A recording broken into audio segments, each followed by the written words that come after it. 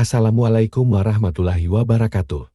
Selamat datang di channel Cahaya Dimensi. Untuk kisah kali ini, saya akan menceritakan suatu kisah. Salah satu kejadian yang dialami oleh sepasang suami istri ketika melakukan perjalanan dari Pulau Jawa menuju Sumatera dengan menggunakan mobil, di mana dalam perjalanannya mereka mengalami gangguan mistis. Bagaimana kisah kali ini? Langsung saja kita masuk dalam ceritanya. Sebelum lanjut, jangan lupa like, komen, subscribe, dan share juga ya, biar tidak kelewatan cerita-cerita lainnya dari channel ini. Berikut adalah ceritanya. Rizka dan Anda adalah pasangan suami istri. Pada tahun 2014, ketika peristiwa ini terjadi, mereka masih berstatus pengantin baru. Beberapa bulan sebelumnya baru saja melangsungkan pernikahan. Pasangan yang cukup bahagia menjalani kehidupan rumah tangga layaknya pasangan muda pada umumnya. Mereka tinggal dan bekerja di Jakarta. Orang tua Andre tinggal di Lampung.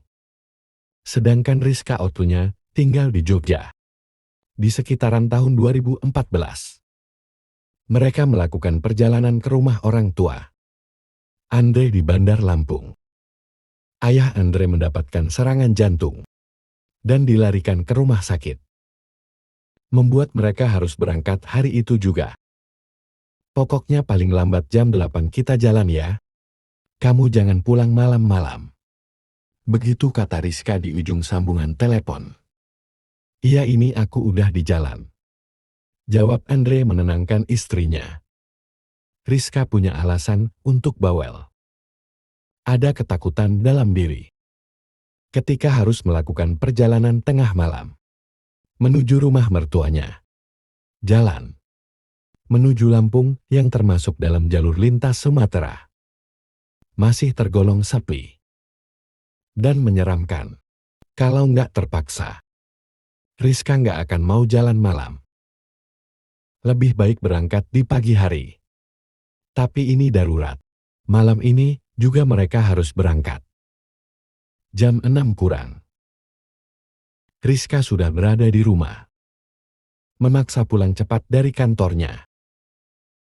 Dengan gelisah, dia menunggu kedatangan Andre di ruang tamu. Beberapa kali mendekat ke jendela ketika mendengar ada suara mesin kendaraan terdengar. Walau ternyata akhirnya kecewa karena bukan kendaraan suaminya.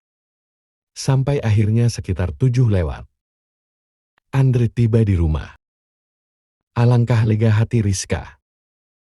Aku mandi dulu. Habis isya kita jalan deh ya, kata Andre dengan senyumnya.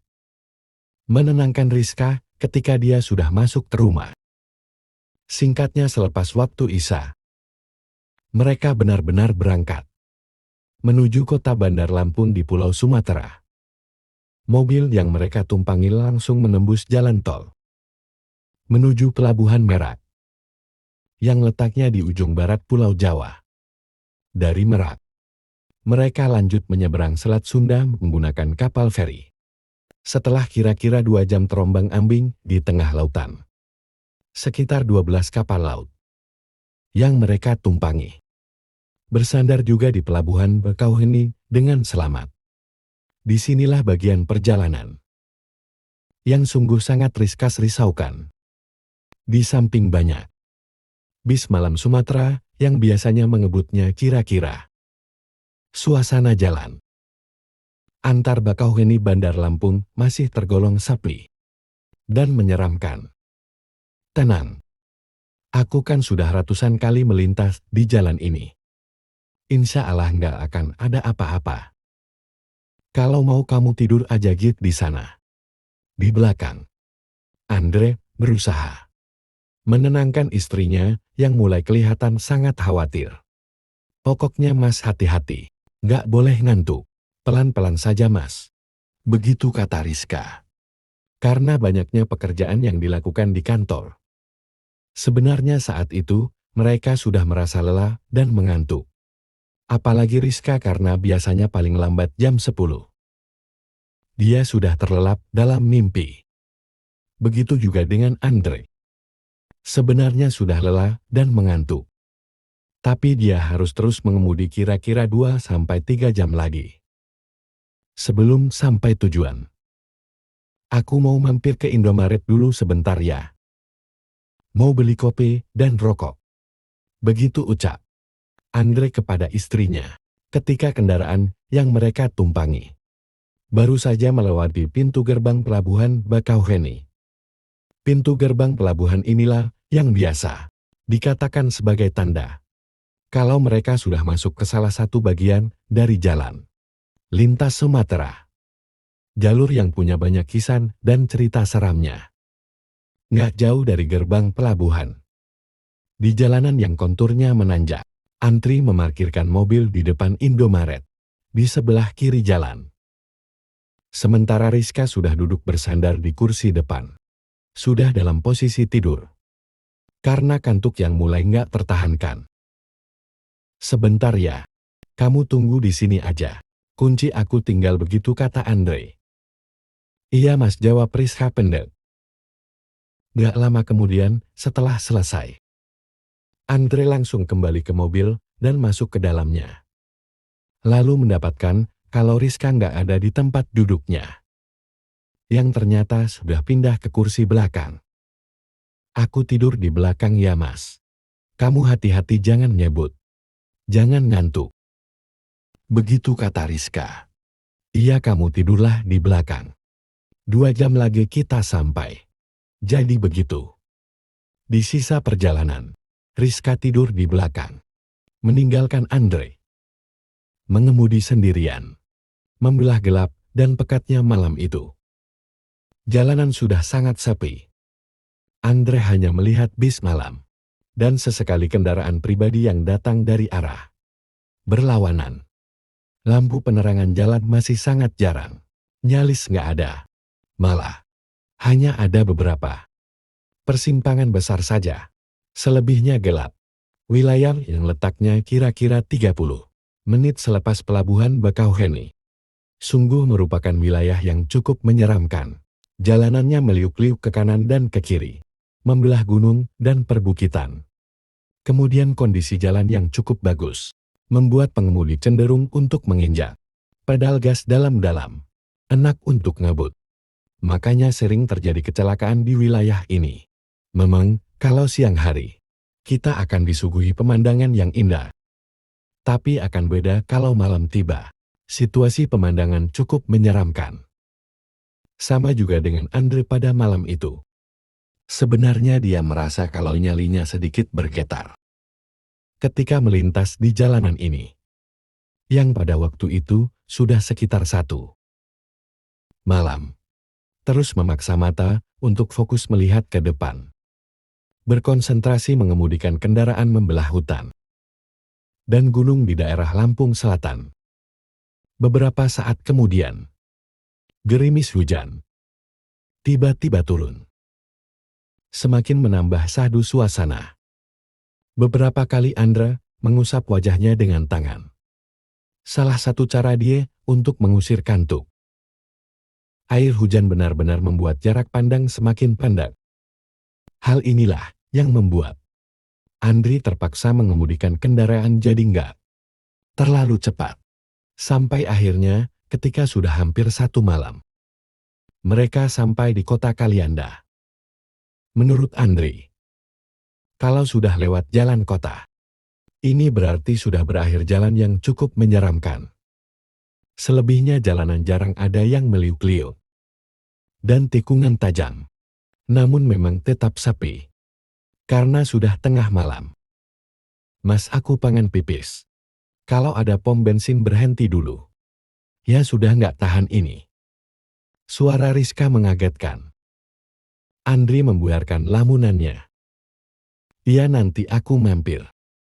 Kalau ada pom bensin ya. Cukup lega Andre mendengar permintaan dari istrinya. Karena sebenarnya dia juga ingin beristirahat sejenak. Gak lama kemudian, beberapa belas menit dari Kalianda, di kejauhan, Andri melihat lampu menyala dengan gambar khas lambang Pertamina. Pertanda kalau itu adalah pom bensin. Kemudian Andri bersiap-siap untuk menepi dan memasukinya. Benar dugaannya. Itu adalah pom bensin. Pom bensin yang cukup luas dan bersih. Pom bensin besar ini sudah sangat sepi. Hanya beberapa kendaraan kecil saja yang terlihat mengisi bahan bakar. Di dalam, Andri mengarahkan kendaraan ke tempat yang paling pojok. Ingat, dekat dengan pintu keluar. Tempat di mana toilet berada. Tempat di mana toilet berada ini keadaannya sangat gelap. Ditambah hujan yang terus saja turun, membuatnya semakin gelap gulita. Sayang bangun udah di pom bensin nih, ucap Andri membangunkan sang istri. Di sebelah mana toiletnya, Mas? Sambil mengkucek-kucek mata, Rizka melihat sekeliling. Tuh pintunya, dikatakan Andri, sambil menuju ke toilet yang letaknya ada di belakang kendaraan mereka. Perlu aku antar nggak? Tanya Andri. Nggak perlu, Mas. Kamu tunggu di mobil saja gitu, jawab Rizka. Kemudian dia keluar dari mobil dan berlari menembus hujan menuju toilet. Sementara Anda tetap nunggu di dalam mobil. Andre sudah tahu kebiasaan istrinya. Walaupun hanya buang air kecil, biasanya Rizka cukup lama melakukannya. Karena itulah, ketika sudah 5 menit, Rizka belum kembali juga. Rasa kantuk yang teramat sangat tiba-tiba datang menyerang Andre. Hingga akhirnya nggak tahan lagi. Lalu dia ketiduran. Brak. Suara bantingan pintu di belakang mobilnya yang tertutup mengagetkan Andre. Dia langsung bangun dari tidurnya. Sudah selesai, sayang. Maaf, aku ketiduran begitu, ucap Andre. Iya, jawab Rizka. Sebelum menjalankan mobilnya, sekilas Andre melirik ke kursi belakang. Dia melihat istrinya sudah dalam posisi seperti semula. Merebahkan badan dalam posisi tidur. Hujan masih terus saja turun. Ketika Andre menjalankan mobil melanjutkan perjalanan. Meninggalkan pom bensin. Sudah 1 malam. 1 jam lagi sampai nih. Begitu cap Andre dalam hati. Keadaan sangat sepi. Sengaja Andre nggak mau muter musik sama sekali. Dia nggak mau. Dia nggak mau tidur. Istrinya terganggu. Senyapnya sangat dalam. Hanya suara rintik hujan dan deru mesin mobil yang terdengar. Di saat inilah, Andri mulai merasakan ada sedikit keanehan. Ada yang aneh. Indra penciuman Andri menangkap wangi yang sungguh beda. Ada wangi aneh yang tercium. Dan dia sangat yakin kalau itu bukan parfum yang biasa dipakai oleh Rizka. Sebenarnya Andre sangat penasaran. Ingin sekali menanyakan hal ini kepada Rizka. Tapi dia mengurungkan niat. Nggak mau mengganggu istrinya, yang masih kelihatan tertidur sangat lelap di kursi belakang. Beberapa kali juga dia melirik dari kaca spion untuk mengetahui situasi belakang. Masih belum kelihatan kalau Rizka sudah bangun dari tidurnya. Mungkin ini wangi sabun baru yang dipakai Rizka di toilet tadi untuk bebersih. Begitu pikir Andri. Kemudian menenangkan hatinya. Mencoba menutupi perasaan yang sebenarnya. Mulai merasa nggak enak. Tapi tetap saja perasaan Andri mulai semakin nggak enak. Ada hal yang aneh. Hal ini yang membuat akhirnya Andre berniat untuk membangunkan Rizka. Nggak peduli walau Rizka akan ngambek nantinya. Perasaan Andre semakin nggak enak. Mulai ada cemas juga dalam pikirannya. Semakin bulat tekannya untuk membangunkan Rizka. Tapi sebelum Andre membangunkan Rizka, tiba-tiba ada sesuatu yang mengalihkan perhatiannya. Tiba-tiba konser Andre berbunyi. Di layarnya muncul nomor nggak dikenal. Siapa nelpon malam-malam mana? Nomornya nggak dikenal pula. Sungut Andre dalam hati, sambil memperhatikan ponsel yang ada di genggaman.